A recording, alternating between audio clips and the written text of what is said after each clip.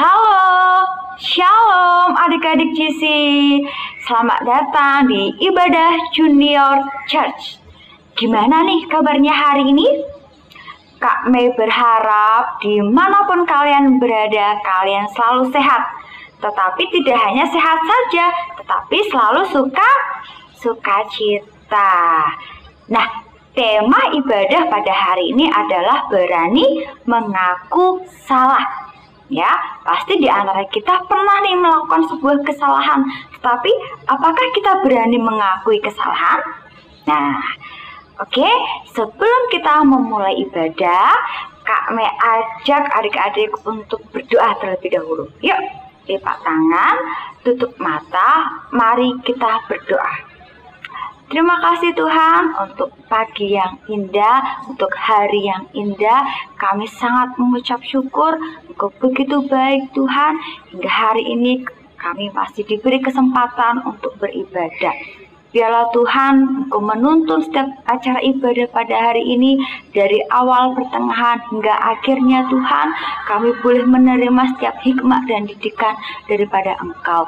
Terima kasih Tuhan. Inilah doa kami panjatkan dengan ucapan rasa syukur.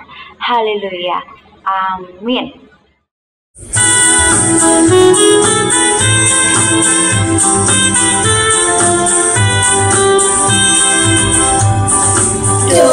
Itulah dosamu, relakan hatimu, minta pada Yesus, pahami firman-Nya, sobatmu yang setia, lama menunggumu, silahkan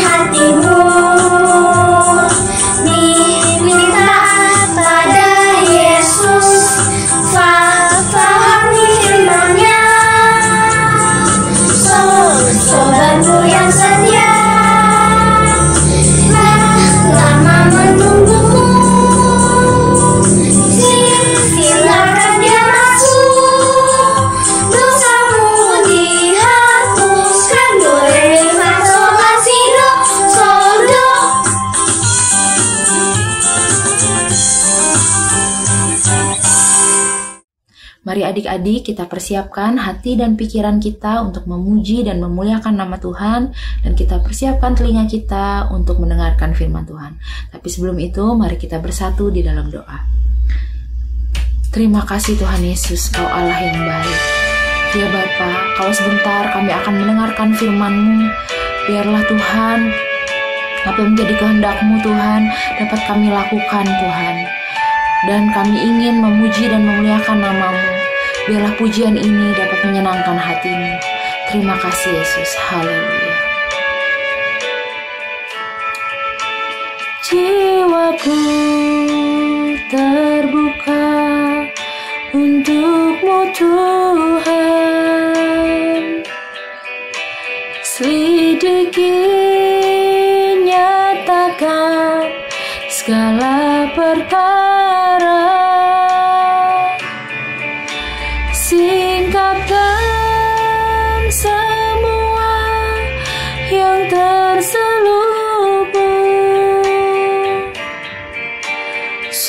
supaya ku layak di hadapan-Mu, Tuhan. Terima kasih Tuhan, biarlah jiwa dan hati kami hanya tertuju padamu Bapa. Haleluya Yesus.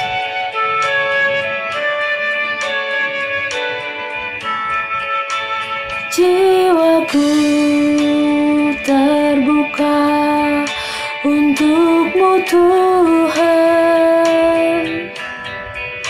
selidiki, nyatakan segala perkara, singkapkan semua yang terselubung, supaya ku layak di hadapan-Mu, Tuhan. Ya Tuhan, Kau yang selalu layakkan kami Tuhan di hadapan-Mu Bapa. Mari adik-adik, kita nyanyikan lagu ini sekali lagi dengan lebih sungguh-sungguh. Terima kasih Yesus. Jiwaku terbuka untuk-Mu Tuhan, selidiki, nyatakan segala perkara, singkapkan semua yang terselubung, supaya ku layak di hadapan-Mu, Tuhan. Singkapkan semua yang terselubung, supaya ku layak di hadapan-Mu, Tuhan. Terima kasih Yesus, Kau Bapa yang sungguh baik Tuhan. Ya Tuhan, kami sudah memuji dan memuliakan nama-Mu Bapa. Biarlah pujian kami ini Tuhan sungguh menyenangkan hati-Mu, karena itu adalah kerinduan bagi kami Tuhan. Dan Tuhan, sekarang kami siap untuk mendengarkan firman-Mu, karena kami yakin dan percaya firman-Mu adalah pelita bagi hidup kami. Kau berkati kakak yang akan menyampaikan firman pada hari ini Tuhan. Biarlah apa yang disampaikan Tuhan sesuai dengan kehendak-Mu. Terima kasih Tuhan Yesus. Kami sudah memuji dan memuliakan nama-Mu. Kami sudah bersyukur dan kami sudah berdoa. Di dalam nama Tuhan Yesus. Haleluya. Amin. Shalom adik-adik, jumpa lagi bersama dengan Kak Nina. Nah, adik-adik udah siap mendengar firman Tuhan hari ini kan? Nah, Kak Nina ajak adik-adik untuk duduk dan fokus mendengarkan firman Tuhan hari ini ya. Nah, hari ini Kak Nina masih akan menyampaikan seri firman Tuhan tentang 4 manfaat Alkitab di 2 Timotius 3 ayat 16 sampai 17. Nah, adik-adik kira-kira masih ingat gak ya apa aja sih 4 manfaat Alkitab itu? Nah, yang pertama yaitu adalah untuk mengajar. Apa adik-adik? Untuk mengajar. Yang kedua yaitu untuk menyatakan kesalahan. Untuk menyatakan kesalahan. Yang ketiga yaitu memperbaiki kelakuan. Memperbaiki kelakuan. Nah, yang terakhir, yang keempat yaitu adalah mendidik orang dalam kebenaran. Nah, karena ini minggu kedua, Kak Nina akan menyampaikan yang seri nomor 2 yaitu untuk menyatakan kesalahan adik-adik. Nah, sebelum Kak Nina masuk firman hari ini, Kak Nina tanya dulu kepada adik-adik semua. Siapa di sini yang pernah membaca Alkitab? Yang suka membaca Alkitab? Ya, Kak Nina yakin adik-adik semua di rumah, di gereja pernah dan suka membaca Alkitab? Nah, kalau adik-adik sudah pernah membaca Alkitab dan suka membaca Alkitab, pasti adik-adik tahu lah ya apa sih isinya Alkitab itu. Nah, isi Alkitab itu kalau dirangkum ada larangan-larangan Tuhan, ada perintah-perintah Tuhan, dan ada janji-janji Tuhan adik-adik. Nah, karena ada larangan dan perintah Tuhan, jadi kita bisa tahu nih apa sih yang menyenangkan hati Tuhan, apa sih yang salah di hadapan Tuhan dan yang benar di hadapan Tuhan. Nah, kalau kita sudah tahu mana yang salah dan mana yang benar adik-adik, kita bisa menilai nih apakah perilaku kita, sikap kita, tingkah laku kita itu udah benar nggak ya, salah nggak ya. Nah, kalau kita tahu perilaku kita salah, kira-kira langkah selanjutnya kita harus ngapain ya? Nah, apakah kita akan menutupi kesalahan kita atau kita akan mengakui kesalahan kita adik-adik? Nah, sebelumnya Kak Ina tanya dulu, siapa di sini yang nggak pernah melakukan kesalahan? Nggak ada ya adik-adik, semua orang di sini pasti pernah melakukan kesalahan. Walaupun itu masih kecil, walaupun itu udah dewasa, orang pintar, orang baik sekalipun pernah melakukan kesalahan, pernah melakukan dosa. Nah, hal itu hal yang biasa adik-adik. Nah, yang luar biasa adalah orang yang sudah melakukan kesalahan, orang tersebut mau mengakui kesalahannya. Nah, siapa di sini yang mau menjadi orang luar biasa itu? Ya, hari ini kita akan belajar bersama-sama untuk menjadi orang yang luar biasa adik-adik. Orang yang berani mengakui kesalahan. Nah, adik-adik, mengakui kesalahan itu susah nggak sih adik-adik? Susah banget sih Kak. Ya, Kakak juga berpikir mengakui kesalahan itu susah banget. Mungkin setelah kita mengakui kesalahan, banyak orang yang membenci kita, yang menghindari kita, yang marah kepada kita, dan bahkan menghukum kita adik-adik. Tapi apa yang disampaikan oleh Tuhan di ayat emas kita hari ini? Ayo kita buka ayat emas kita hari ini di 1 Yohanes 1 ayat 9 mengatakan, jika kita mengaku dosa kita, maka Ia adalah setia dan adil, sehingga Ia akan mengampuni segala dosa kita dan menyucikan kita dari segala kejahatan. Nah, adik-adik, emang mengakui kesalahan itu susah banget. Tapi di sini Tuhan bilang apa? Kalau kita mengakui kesalahan kita mengakui dosa kita, Tuhan akan mengampuni dosa kita adik-adik. Nah, bagaimana Tuhan mau mengampuni dosa kita kalau kita tidak jujur di hadapan Tuhan adik-adik? Ingat loh, di hadapan Tuhan tidak ada yang tersembunyi. Tuhan tahu semuanya. Meskipun kita menutupi kesalahan kita tidak bilang kepada emak papa, kita tidak bilang kepada ibu guru. Nah, tapi Tuhan tahu adik-adik. Jadi percuma kita menutupi kesalahan kita di hadapan Tuhan. Nah, alangkah baiknya kita menyatakan kesalahan kita dan kita meminta ampun pada Tuhan, maka Tuhan akan mengampuni kesalahan kita. Nah, adik-adik, hari ini Kak Nina ada satu contoh tokoh Alkitab. Dia mau mengakui kesalahan dia setelah dia melakukan kesalahan adik-adik. Adik-adik penasaran nggak siapa itu orangnya? Yuk kita lihat sama-sama. Yesus berkata lagi, ada seorang mempunyai 2 anak laki-laki. Kata yang bungsu kepada ayahnya, "Bapa, berikanlah kepadaku bagian harta milik kita yang menjadi hakku." Lalu ayahnya membagi-bagikan harta kekayaan itu di antara mereka. Beberapa hari kemudian, anak bungsu itu menjual seluruh bagiannya itu lalu pergi ke negeri yang jauh. Di sana ia memboroskan harta miliknya itu dengan hidup berfoya-foya. Setelah dihabiskannya semuanya, timbullah bencana kelaparan di dalam negeri itu, dan ia pun mulai melarat. Lalu ia pergi dan bekerja pada seorang majikan di negeri itu.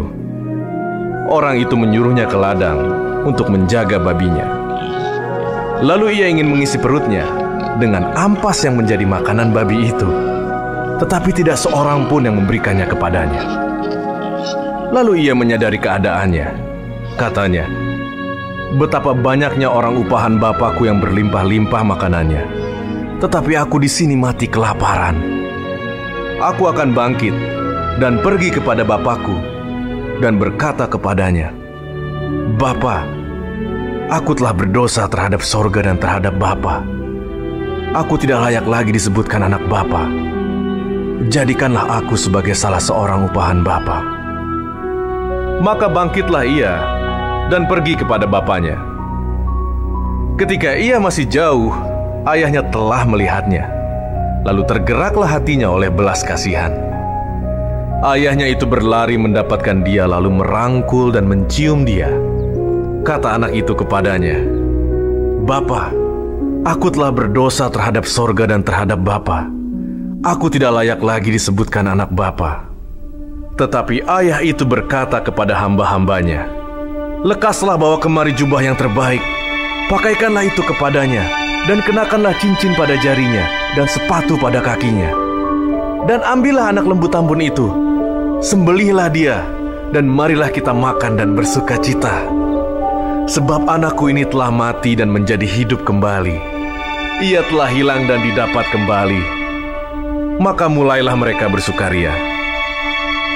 Tetapi anaknya yang sulung berada di ladang.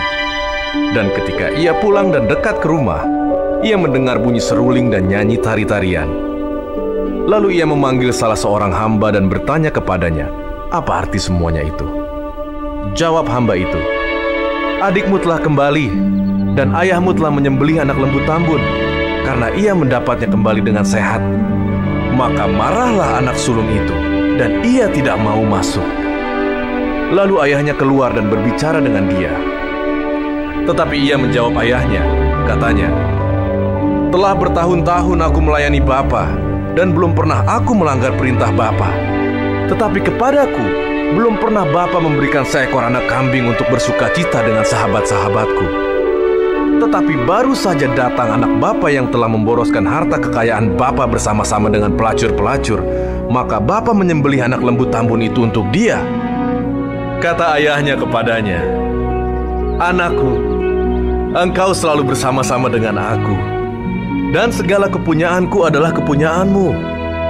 Kita patut bersuka cita dan bergembira, karena adikmu telah mati dan menjadi hidup kembali. Ia telah hilang dan didapat kembali. Nah, adik-adik sudah lihat kan cuplikan video tadi?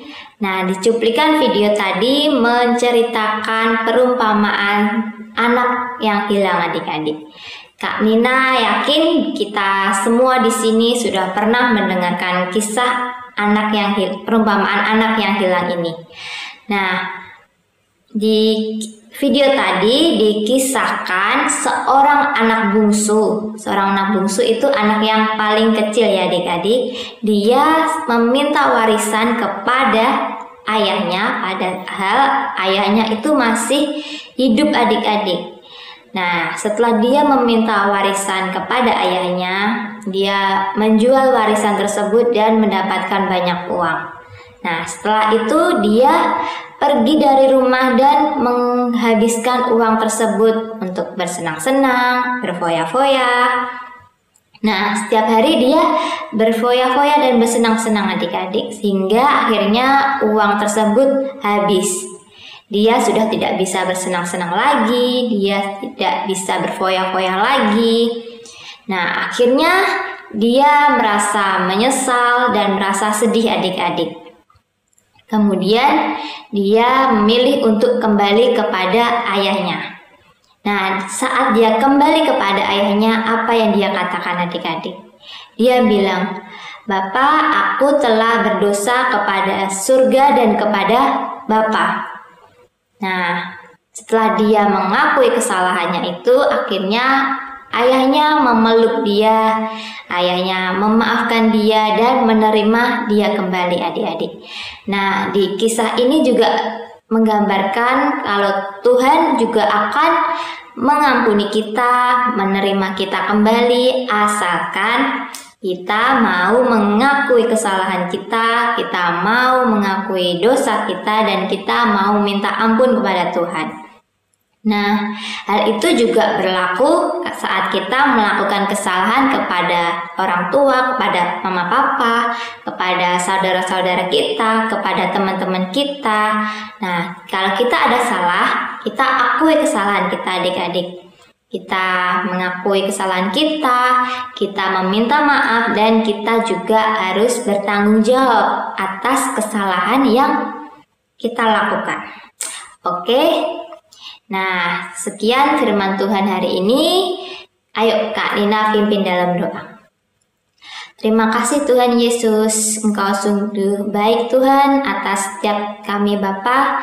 Tuhan Yesus, ajar kami untuk bisa menjadi orang-orang yang berani dan orang-orang yang luar biasa. Dan kami bisa berani Tuhan untuk mengakui kesalahan kami ya Tuhan. Biarlah Tuhan apa yang firman hari ini yang kami dengarkan boleh kami lakukan dan boleh menyukakan dan menyenangkan hati-Mu. Terima kasih Tuhan, hanya dalam nama Tuhan Yesus kami berdoa dan ucap syukur. Haleluya, amin. Bagi adik-adik yang rindu memberikan persembahan, adik-adik dapat memberikan persembahan online dengan cara mentransfer melalui rekening BCA dengan nomor 252-771-9999 atas nama GBI Crown Palace, atau dapat melakukan scan melalui aplikasi GoPay, OVO, Dana, atau aplikasi mobile banking lainnya. Tuhan Yesus memberkati.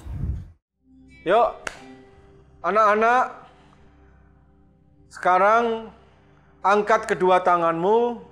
Ayo anak-anak, ayo angkat kedua tanganmu, buka hatimu, dan terimalah berkat yang terbaik, berkat yang berlimpah dari Allah Bapa, ya, cinta kasih daripada Tuhan Yesus Kristus, dan persekutuan yang manis dari Allah Roh Kudus menyertai anak-anak semua mulai hari ini sampai kedatangan Tuhan yang kedua kali, bahkan sampai selama-lamanya. Katakan amin.